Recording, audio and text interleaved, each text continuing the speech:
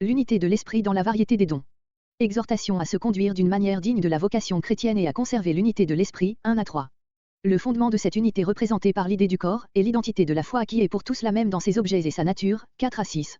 Cette unité se manifeste dans la diversité du don de la grâce que le Seigneur distribue, à chacun selon sa mesure, après être remonté dans la gloire où il en a ouvert la source, juillet 2010. Dans la diversité des charges que Christ donne à certains hommes, afin que par leur action tous parviennent à l'unité de la foi et de la connaissance, à la parfaite stature de Christ et que l'Église ne soit plus flottante à tout vent de doctrine, mais que, par la vérité et la charité, elle grandisse, comme un corps bien organisé, jusqu'à sa perfection, novembre 2016. Verset 1. Verset 1 à 16. L'unité de l'esprit dans la vérité des dons. C'est par ces mots que l'apôtre passe à la partie morale de son épître. Ce donc indique ici, comme Romains 12.1, une conclusion d'une immense importance et d'une indispensable nécessité, c'est que la doctrine chrétienne, acceptée par le cœur, doit produire tous ses fruits dans la pratique de la vie. Cette conséquence est naturelle, elle découle de son principe ainsi que le fruit provient de l'arbre qui le porte, cependant, comme la vérité ne développe la sainteté qu'au travers de continuels combats, d'incessantes tentations, comme l'homme est facilement inconséquent quand il s'agit de renoncer à lui-même et à ses penchants, l'apôtre ne dédaigne pas de préciser, jusque dans les moindres détails, les résultats moraux de la doctrine qu'il annonce. Il le fait dans les 3 derniers chapitres de notre épître. Prisonnier dans le Seigneur, c'est-à-dire par dévouement pour lui et pour sa cause dans une communion d'amour et de souffrance avec lui. Ici, comme à Éphésiens 3.1, l'apôtre emploie ce mot avec l'article, le prisonnier, afin de donner à entendre qu'il a droit à ce titre douloureux dans un sens tout spécial, qu'il est par excellence, le prisonnier dans le Seigneur. En rappelant ainsi pour la seconde fois sa captivité, il veut sans doute inspirer à ses lecteurs, par la pensée de ses durs sacrifices, le courage de subir, eux aussi, les renoncements de la vie chrétienne. Mais surtout souffrir pour son maître donnera toujours à un serviteur de Jésus-Christ un nouveau degré d'autorité lorsqu'il exhortera ses frères, Éphésiens 3.1, note. La vocation ou l'appel de Dieu par l'Évangile n'a d'autre but que de ramener l'homme à la sainteté. Marcher ou se conduire d'une manière digne de cette vocation, c'est, pour le chrétien, réaliser dans sa vie cette intention de Dieu, 1 Thessaloniciens 2.12, 2 Thessaloniciens 1.11, comparé Philippiens 1.27, Colossiens 1.10, 2 Timothée 1.9. Verset 2. La charité, un amour intime et vrai pour le Seigneur et pour ses rachetés, peut seul produire, dans nos rapports avec ces derniers, l'humilité, la douceur, la patience, le support, comparé Colossiens 3.12-14. Supporter les défauts du prochain par insensibilité, par une douceur de tempérament, une complaisance humaine, une honnêteté du monde, une hypocrisie de pharisien, rien de si commun, le faire par une charité véritable et bien chrétienne, rien de plus rare. Quesnel. Verset 3. L'unité de l'esprit n'est point celle de l'esprit humain, comme l'entendent Calvin et d'autres, mais celle qui est créée par l'Esprit de Dieu, Éphésiens 4.4, agissant dans les chrétiens par une même foi, une même espérance, un même amour, Romains 5.5. Tel est le lien de la paix, c'est cet amour qui est appelé ailleurs, le lien de la perfection, Colossiens 3.14, Colossiens 3.15. La paix établit un lien entre ceux qui la possèdent et constituent l'unité. Mais, bien que cette unité soit ainsi une œuvre de Dieu, tout fidèle peut contribuer à l'augmenter ou à la détruire, selon qu'il agit par amour ou qu'il se livre à son sens charnel, à l'égoïsme, à l'orgueil. De là l'exhortation. Cette unité est spirituelle, œuvre de l'esprit, elle repose sur les grands biens célestes que tous les croyants ont en commun et que l'apôtre va exposer dans les versets suivants. Elle n'est donc point une uniformité extérieure et matérielle, qui souvent cache en son sein, avec l'esclavage des consciences, les plus profondes divisions, elle peut, au contraire, exister et elle existe en effet entre des chrétiens qui, extérieurement, se rattachent à des institutions diverses, elle n'exclut donc ni la diversité, ni la liberté. Toutefois, là où elle règne véritablement au-dedans, elle devra, par sa nature même, tendre toujours à se traduire au dehors. Il faut que l'Église de Jésus-Christ, une dans sa nature spirituelle, s'efforce de devenir une en toutes choses, l'Esprit doit créer son corps, Éphésiens 4.4, c'est le but que l'exhortation de l'apôtre place devant nos yeux. Nous ne saurions attacher trop de prix à cette unité dans l'amour fraternel. Comme le remarque At. Mono. La place seule que lui donne ici notre apôtre suffit pour en montrer l'importance. Qui de nous, voulant exposer les obligations morales du croyant, aurait songé à commencer par l'unité de l'Esprit?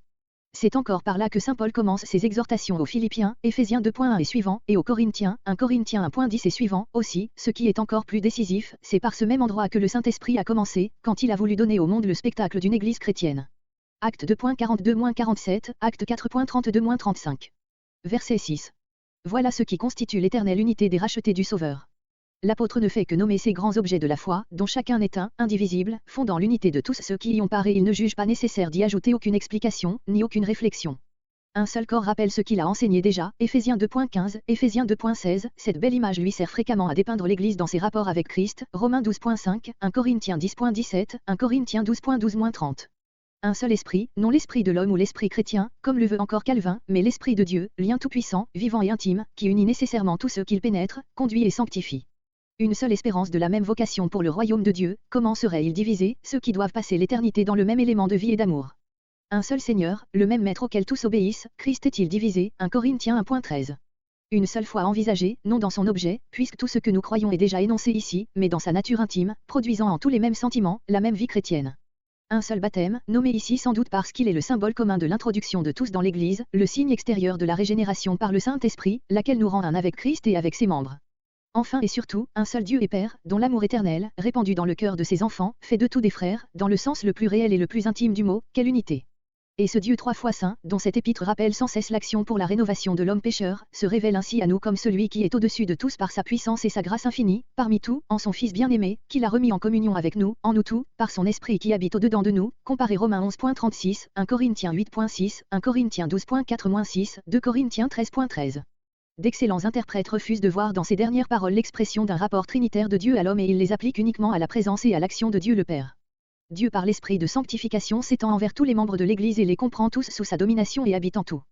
Calvin. En faveur de cette explication, on peut remarquer que la préposition que nous traduisons par parmi n'a pas le sens local de au milieu d'eux, mais exprime plutôt la pénétration de tous par l'Esprit de Dieu, l'action divine traversant tous les cœurs, tandis que le troisième terme exprime l'habitation de Dieu en tout. Il n'y a donc pas de répétition oiseuse dans l'emploi de ces prépositions diverses. Verset 7. Selon qu'il trouve bon de la mesurer à chacun, 1 Corinthiens 12.11. La diversité des grâces et des dons dans l'Église contribue à son unité. Ce n'est pas le mérite qui en règle la distribution, mais la volonté de Dieu et le dessein qu'a Jésus-Christ sur chaque membre de son corps, pour l'employer à ce qu'il lui plaira. Le devoir et le bien de chacun est d'être content de sa mesure, de ne se point élever, de se laisser appliquer, de recevoir sans vanité et de communiquer sans envie ce qui est donné par le chef. Quesnel. Le don de Christ, c'est ce qu'il donne de cette grâce dont il est le dispensateur. Verset 8. Grec, il dit, ou elle dit. On peut sous-entendre soit l'Écriture soit David, ou Dieu par la bouche de David, psaume 68.19, comparé 2 Corinthiens 6.16.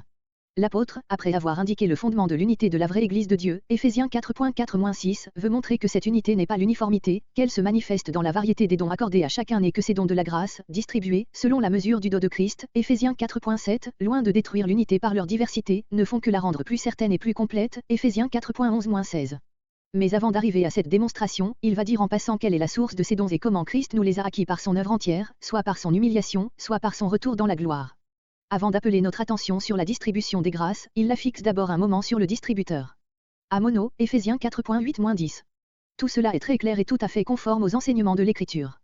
Les dons du Saint-Esprit ne pouvaient être dispensés à l'Église qu'après l'accomplissement de la rédemption et la glorification de Jésus-Christ, voyez entre autres passages, Jean 7.39, note, Jean 14.12, Jean 14.7, note, Acte 2.33. Mais l'apôtre exprime cette pensée dans les paroles d'un psaume et ces paroles, il ne les cite pas littéralement, il paraît les détourner de leur sens original, afin de les adapter à son but. De là, grand embarras des interprètes, les uns y voyant une citation fausse de l'Écriture, les autres faisant des efforts pour mettre d'accord le texte et la citation. On a reproché à Paul la pensée et les termes, le fond et la forme. La pensée, parce que, dit-on, à psaume 68, il n'est point question de Christ, ni de son œuvre, ni de ses dons. Le psalmiste chante les triomphes de Dieu opérant les délivrances de son peuple depuis la sortie d'Égypte jusqu'à l'établissement de son règne visible en Sion, puis il ajoute, Éphésiens 4.19, littéralement, tu es monté en haut, tu as emmené captive la captivité, les captifs, tu as reçu des dons dans les hommes, ou pour les hommes, et même les rebelles, afin que là habite Dieu, l'Éternel. Le Dieu révélé personnellement à son peuple dans l'Ancienne Alliance, le Dieu marchant avec ce peuple, triomphant pour lui de tous ses adversaires, réduisant ceux-ci sous sa domination, en recevant les dépouilles et les tribus, ce Dieu est, selon tous les enseignements de l'Écriture, la parole éternelle, l'ange de l'Alliance, le Fils de Dieu, comparé Jean 1, L, note. De plus, tous les faits de l'histoire du règne de Dieu dans l'Ancien Testament sont, aux yeux des écrivains du Nouveau Testament, autant de symboles prophétiques de ce même règne de Dieu réalisé par le Rédempteur. Appliquée à Jésus-Christ, à son triomphe sur les ennemis spirituels de son peuple, la pensée du psalmiste était, de la part de l'apôtre, restée parfaitement dans le sens de la parole scripturaire et en montrer la complète réalisation. Mais la différence dans les termes, mais le recevoir du prophète, transformé en donné par l'apôtre. Pour ne faire violence à aucun des deux textes, il faut les laisser dire l'un et l'autre ce qu'ils disent. Il est de toute évidence que l'apôtre n'a pas entendu citer ici littéralement, comme le prouve déjà la troisième personne, il est monté, mise au lieu de la seconde, tu es monté. Paul exprime sa pensée dans les termes de l'Écriture, parce que ce rapprochement lui importait, mais il l'exprime avec cette entière liberté dont il donne ailleurs tant d'autres exemples. Ce qui importe, c'est sa pensée, qui est parfaitement vraie et non la forme qu'il lui a donnée par une allusion libre aux paroles du psaume. Rien n'est moins vrai, au contraire, que les tours de force exégétiques par lesquels on veut établir une harmonie littérale entre le texte et la citation. Le mot de captivité est un hébraïsme qui signifie les captifs. Qui sont ces captifs ? Dans le psaume, il s'agit d'ennemis du peuple de Dieu réduits en servitude, dans l'application qu'en fait l'apôtre, il est question des ennemis de Christ et de son règne, vaincus par sa résurrection et son retour dans la gloire, comparé Colossiens 2.15. D'autres entendent par ces captifs des hommes vaincus par la puissance de Christ et volontairement soumis à son règne. C'est possible, mais ce sens n'est pas dans le texte. Verset 9. Le texte reçu porte ici, contre les meilleures autorités, si ce n'est qu'auparavant il était descendu dans les parties les plus basses de la terre. Puisqu'il est monté, veut dire Paul, cela signifie que d'abord il s'était abaissé jusqu'à cette terre perdue dans les ténèbres, afin d'y accomplir son œuvre de délivrance. Nous pensons qu'il s'agit simplement de la venue du Fils de Dieu sur la terre. Plusieurs exégètes anciens et modernes voient ici une mention d'une descente de Christ au séjour des morts. Ils s'appuient surtout sur le fait que l'apôtre emploie le comparatif, les parties plus basses des ou que, la terre, et sur la conclusion, afin qu'il remplit toutes choses. L'échelle des êtres compte 3 degrés, le ciel, la terre, le séjour des morts. Christ doit régner dans les 3 domaines, pour remplir toutes choses, afin qu'au nom de Jésus tout genou fléchisse dans les cieux, sur la terre et sous la terre, Philippiens 2.10. D'après la conception de l'Ancien Testament que Paul adopte, le séjour des morts est situé, dans les profondeurs de la terre, Psaume 63.10, Ézéchiel 31.16, Ézéchiel 32.18, Ézéchiel 32.24, Ésaïe 14.15. Tout en reconnaissant la force de ces arguments, nous nous en tenons à la première interprétation qui nous semble cadrer mieux avec le raisonnement de l'apôtre. Il peut en effet conclure de l'ascension de Christ à sa venue préalable sur la terre, mais non à sa descente au séjour des morts. Cette dernière idée n'est pas clairement exprimée dans notre passage. Verset 10. Par ces derniers mots, l'apôtre insiste encore sur la pensée que le retour de Christ dans la gloire éternelle était la condition et le moyen de remplir toutes choses, Éphésiens 1.20-23, par sa toute-puissance, par sa toute-présence, par sa domination souveraine et par la richesse des dons qu'il s'était acquis le droit de distribuer à son Église, Éphésiens 4.11. En même temps, il y a dans ces paroles, aussi bien qu'au verset précédent, la pensée de la préexistence de Christ, de sa gloire éternelle qu'il avait quittée pour descendre, s'abaisser et dans laquelle il est remonté. C'est de là qu'il a la puissance de distribuer aux hommes tous les dons de l'Esprit, Éphésiens 4.11. Cette expression, au-dessus de tous les cieux, désigne l'élévation suprême du Fils de Dieu, comme Éphésiens 1.20-23, comparé Hébreux 7.26 et sur l'idée d'une pluralité des cieux de Corinthiens 12.2-4, note. Verset 11. Ces mots, et lui-même a donné, reportent la pensée sur Éphésiens 4.7, Éphésiens 4.8 et se attachent immédiatement à Éphésiens 4.10. Mais, d'après ces versets, on s'attendait à voir l'apôtre énumérer des dons divers, charisme, et au lieu de cela il désigne ici des hommes et des charges dans l'Église. C'est qu'en effet lui-même, Christ, donne à la fois les charges qu'il institue, les hommes capables de les remplir et les dons de son esprit, sans lesquels tout le reste n'est rien. Les apôtres, les envoyés immédiats de Jésus-Christ, ces témoins authentiques, sont avant tous les autres, ils réunissent en eux à la fois toutes ces charges et l'enseignement de tous les autres doit être jugé d'après le témoignage apostolique, même celui des prophètes, 1 Corinthiens 14.37. Les prophètes et témoins revêtus d'une charge permanente que dépositaires d'un don, qui consistait à parler des choses de Dieu par révélation ou du moins sous une influence puissante de l'Esprit de Dieu, qui mettait momentanément le prophète bien au-dessus de son état spirituel ordinaire, voire 1 Corinthiens 12.10 et 1 Corinthiens 14. Les évangélistes, ainsi que ce nom l'indique, étaient chargés d'annoncer de lieu en lieu la bonne nouvelle, ils étaient souvent des compagnons d'œuvre des apôtres, comme Timothée et Tite. Les docteurs avaient le don spécial et la charge de l'enseignement. Les pasteurs enfin, appelés autrement anciens, ou surveillants, évêques, devaient paître, nourrir, diriger les troupeaux. Il faut remarquer toutefois que Paul réunit les 2 derniers titres pasteurs et docteurs, sans article, parce que, dans sa pensée et dans les faits, tout pasteur devait en même temps être capable d'enseigner, 1 Timothée 3.2, 1 Timothée 1.9. Ces charges et ces dons n'étaient pas tellement distincts, que le Seigneur, parfaitement libre de les dispenser comme il veut, n'ait pas trouvé bon d'en réunir souvent plusieurs dans le même homme, ni tellement permanent, que l'on puisse, sans empiéter sur les droits de Dieu, prétendre les stéréotyper dans l'Église.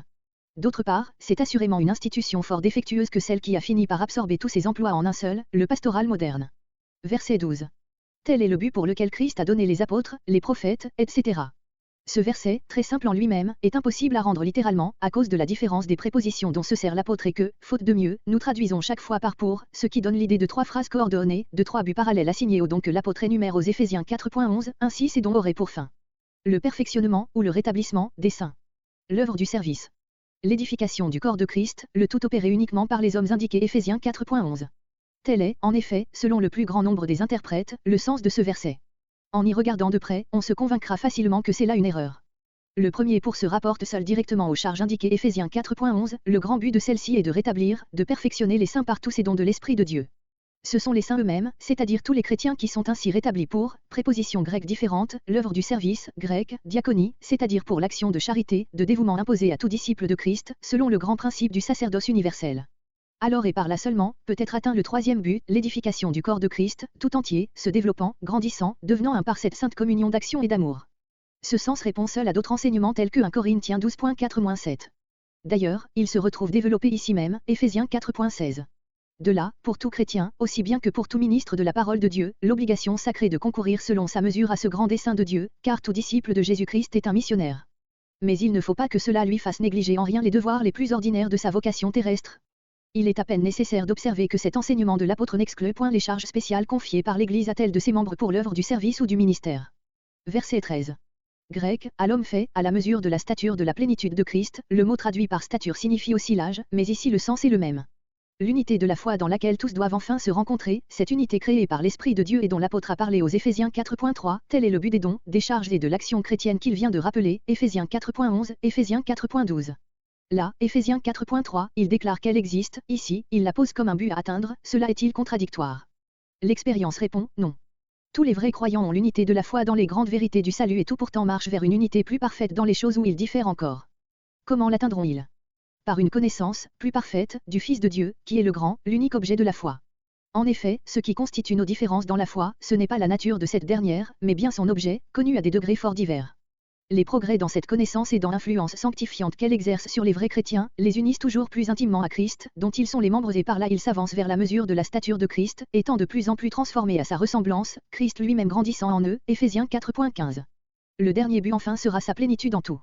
Ce mot se trouve déjà à Éphésiens 1.23 et dans le même sens, comparé aussi Éphésiens 3.19, l'Église, dans sa communion, sera la pleine manifestation de la gloire de Christ, de sa vie, de ses perfections.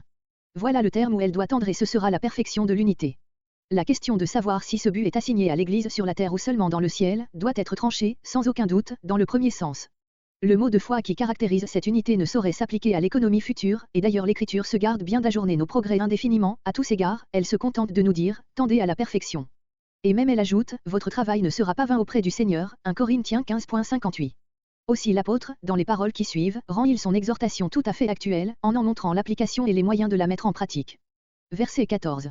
Par opposition à homme fait, Éphésiens 4.13, comparé 1 Corinthiens 3.1, 1 Corinthiens 14.20. La conjonction afin que se rattache à la pensée de Éphésiens 4.11, Éphésiens 4.12. Paul expose d'abord ce qui empêche les progrès vers l'unité parfaite, Éphésiens 4.14, puis, dans les deux versets qui suivent, il indique les moyens positifs de réaliser ces progrès. Rester enfant dans la foi et la connaissance et dès lors flotter à tout vent de doctrine, comme un vaisseau sans gouvernail, voilà le principal empêchement à l'unité et l'expérience confirme abondamment le jugement de l'apôtre, comparé Hébreux 13.9, Jacques 1.6. Mais ces fausses doctrines ne sont jamais des erreurs purement intellectuelles, par suite, innocentes. L'Écriture nous y montre toujours une tendance morale, un fruit de la corruption du cœur, comparé 2 Corinthiens 4.3, 2 Corinthiens 4.4. Ainsi l'apôtre les attribue ici à la tromperie des hommes, le mot grec exprime la tromperie d'un homme qui joue avec des dés falsifiés, qui triche au jeu, et à leur ruse qui est conforme aux artifices, aux voies détournées de l'égarement, ou de l'erreur. Verset 15. Double contraste avec le verset précédent, suivre la vérité, ou être vrai, est opposé à la tromperie des hommes, à leur ruse et croître de toute manière, ou, en toute chose, est opposé à être et rester des enfants. La vérité et la charité sont les deux éléments constitutifs de la vie chrétienne, l'une sans l'autre est nécessairement fausse, réunies, elles développent l'accroissement vers lui, qui est le chef, Jésus-Christ. Telles sont les expressions de l'original, qui rappellent le but proposé à Éphésiens 4.13, voir la note.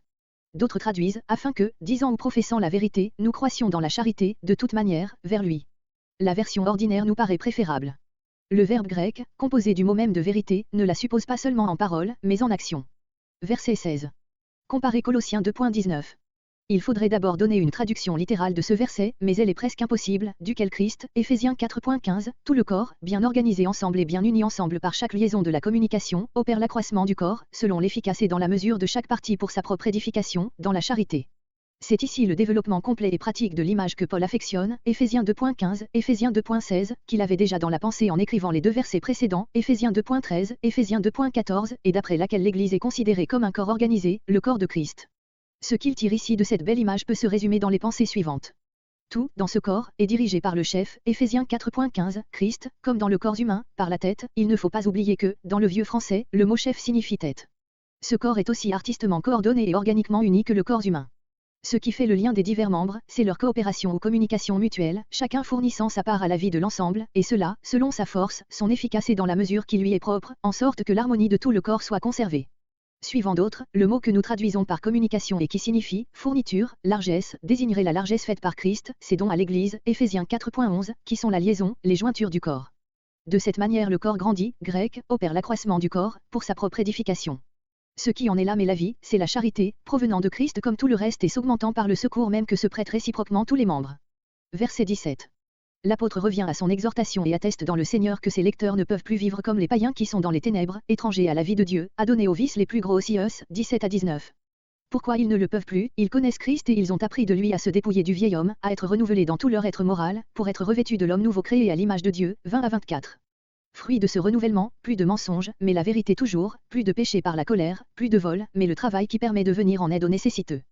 Plus de paroles mauvaises, mais des discours qui édifient, au lieu d'attrister l'Esprit de Dieu, plus d'amertume ni de haine, mais la compassion, le support, le pardon, 25 à 32. Versets 17 à 32. Les chrétiens ne doivent plus se conduire comme les païens, ils doivent vivre d'une vie nouvelle et sainte. Ce donc reprend évidemment la pensée de Éphésiens 4.1 et l'exhortation à une conduite chrétienne, interrompue par la digression des versets Éphésiens 4.4-16. Ce qui va suivre, Paul ne le dit pas seulement de sa propre autorité, il les en conjure, voyez 1 Timothée 5.21, dans le Seigneur, en son nom et dans une communion de vérité avec lui. Verset 18. En exhortant maintenant ses frères à ne plus se conduire comme les païens, l'apôtre décrit l'état moral de ces derniers. Ce passage est classique comme description de l'homme absolument privé de la révélation de Dieu. Ce qu'il y a de plus élevé en lui, ses facultés intellectuelles, l'entendement Éphésiens 4.17, la pensée qui est l'acte de cet entendement, Éphésiens 4.18, sont tombés dans la vanité, c'est-à-dire le vide, le néant et dans les ténèbres, comparez Romains 1.21, Romains 8.20. Cela vient de ce que les païens sont devenus étrangers à la vie de Dieu, à cette vie véritable dont Dieu seul est la source et sans laquelle l'homme reste dans la mort. C'est là l'athéisme pratique dont l'apôtre a parlé ci-dessus, Éphésiens 2.12, et qui est l'effet du péché. Enfin, Paul indique deux causes de cet état, l'ignorance, mais une ignorance qui a elle-même une cause morale, l'endurcissement du cœur. Le cœur est le siège des affections et du sens moral, en sorte que ces facultés morales participent à la même déchéance que les facultés intellectuelles. De là le mot qui suit, Éphésiens 4.19, ayant perdu tout sentiment de remords ou de honte et de là aussi les conséquences nécessaires dans la vie pratique. Verset 19. Grec, avec avidité. C'est le même mot qui exprime ailleurs l'avarice et qui, ici, décrit peut-être l'insatiabilité des désirs sensuels, comparez Romains 1.24, note. Mais d'excellents interprètes veulent qu'on laisse ici à ce mot son sens d'avarice, attendu qu'il n'en a jamais d'autre dans le Nouveau Testament et ils remarquent que l'impureté et l'avarice sont les deux vices principaux du paganisme, dont Paul recommande aux chrétiens de se garder, comparez Éphésiens 5.3. Verset 24. Ces versets Éphésiens 4.20-24 forment une seule phrase inséparable dans son ensemble. L'apôtre oppose ici à la vie sans Dieu du paganisme la vie renouvelée par la régénération en Christ. Christ lui-même est le modèle, l'idéal, aussi bien que la source de cette vie nouvelle. C'est lui qu'il faut apprendre. Apprendre Christ est une locution remarquable. Il ne faut pas dire, avec la plupart des commentateurs anciens et modernes, que Christ est mis ici pour la doctrine de Christ, mais il faut apprendre de ce langage que la vraie foi nous fait entrer en communion réelle et personnelle avec le Seigneur. C'est ce qu'il est la différence entre l'orthodoxie et la vie. Le prédicateur orthodoxe prêche la doctrine de Christ et l'auditeur orthodoxe apprend et reçoit la doctrine de Christ, le prédicateur qui a la vie prêche Christ, 2 Corinthiens 4.5, et l'auditeur qui a la vie apprend Christ et reçoit Christ. Amono. Avoir ainsi appris Christ, l'avoir écouté, avoir été instruit en lui, s'être pénétré de la parfaite vérité morale qui est en lui, tout cela est considéré par l'apôtre comme quelque chose de si intime, de si réel, de si vivant, que le résultat en est un dépouillement du vieil homme et un revêtement de l'homme nouveau. De ces deux hommes, le premier appartient à la conduite précédente dans le paganisme, c'est celui que Paul a caractérisé, Éphésiens 4.17-19, et dont il déclare encore, Éphésiens 4.22, qu'il se corrompt toujours plus selon les convoitises de la séduction ou de l'erreur. Ces convoitises sont nommées ainsi, non seulement parce qu'elles séduisent, mais parce qu'elles trompent dans toutes leurs promesses, elles promettent le bonheur et produisent la misère, elles mettent l'homme en désaccord avec son Dieu, avec sa destination, avec lui-même et font ainsi de lui, de sa nature entière, un vivant mensonge. Le nouvel homme devient tel par son union avec Christ d'abord, Éphésiens 4.20, Éphésiens 4.21, puis par le renouvellement qui en résulte dans l'esprit de votre entendement, Éphésiens 4.23, dans tout ce qu'il y a de plus spirituel et de plus intime en votre être moral, voyez, sur le rapport de ces deux facultés, l'esprit et l'entendement, 1 Corinthiens 14.14, note. Et cette œuvre, Paul n'y voit rien moins qu'une création, 2 Corinthiens 5.17, selon Dieu, ou à l'image de Dieu, Éphésiens 4.24, comparez Colossiens 3.10, c'est-à-dire une restauration de cette image divine, Genèse 1.26, Genèse 1.27, qui avait été effacée et souillée par le péché. Ses caractères principaux sont la justice et la sainteté.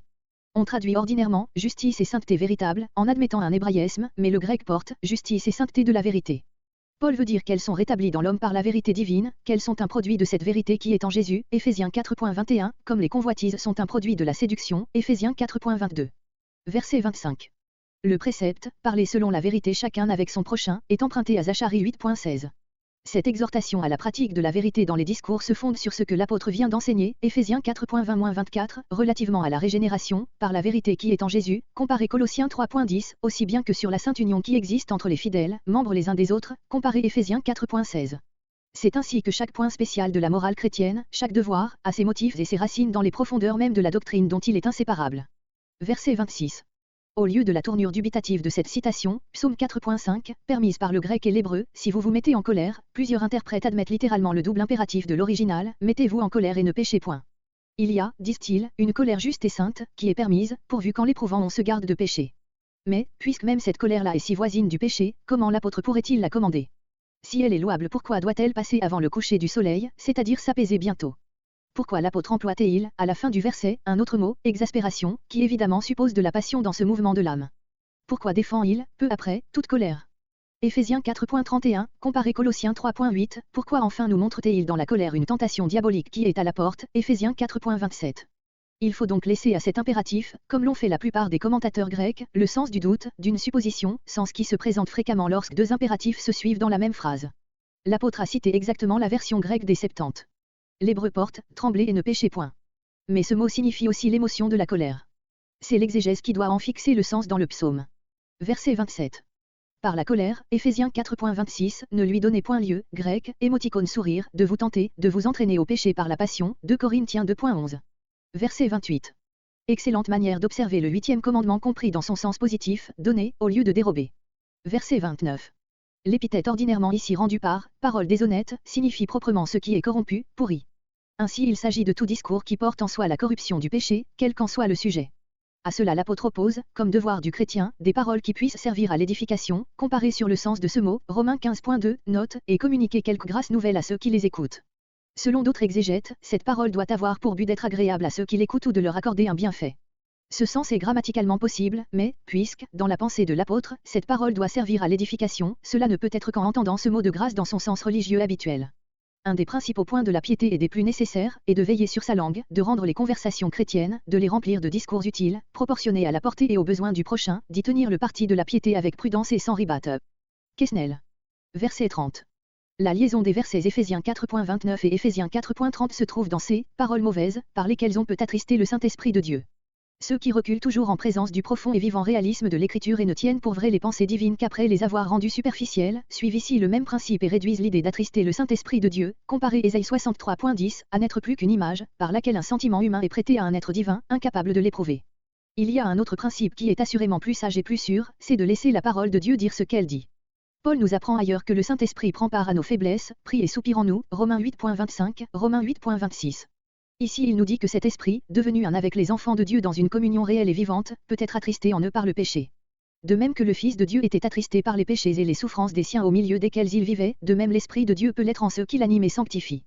Le Dieu de la Bible, qui s'attribue à lui-même l'amour d'un père, Psaume 103.13, la tendresse d'une mère, Ésaïe 49.15, qui déclare qu'il est en angoisse dans les angoisses de son peuple, Ésaïe 63.9, le Dieu de la Bible n'est pas cet être froidement impassible dans son immensité, que nous décrit la philosophie de ce monde. Déjà en créant l'homme à son image, il trouva dans cette créature un objet d'amour et de joie. C'est pour cela même que l'ingratitude et le péché de ceux qui l'aiment excitent en lui le déplaisir et la colère, comme leur repentance émeut sa miséricorde et ses compassions.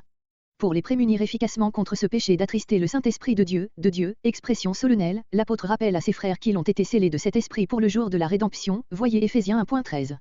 C'est-à-dire que Dieu commence en eux ici-bas par cet esprit une œuvre de restauration, de vie nouvelle, qui ne cessera plus de s'avancer vers la perfection, jusqu'au jour où ils pourront avoir part à toute la gloire céleste, Philippiens 1.6. Cet esprit demeure en eux, s'identifie avec eux, avec leurs affections, avec leur vie, il n'est plus en eux un hôte étranger, mais comme, esprit de Christ, Romains 8.9, il est devenu humain dans leur âme, leurs joies sont ses joies, leurs infidélités l'attristent. Qu'on ne redoute pas ici le panthéisme. Cette vue profonde de l'union de l'homme avec Dieu ne deviendrait fausse et indigne de Dieu que si Dieu ou l'homme perdait dans cette communion quelque chose de sa personnalité. Mais cette personnalité, elle est consacrée de la manière la plus éclatante par cette magnifique pensée qu'un être fini est individuellement scellé du sceau de l'Esprit de Dieu pour la vie éternelle. Verset 32.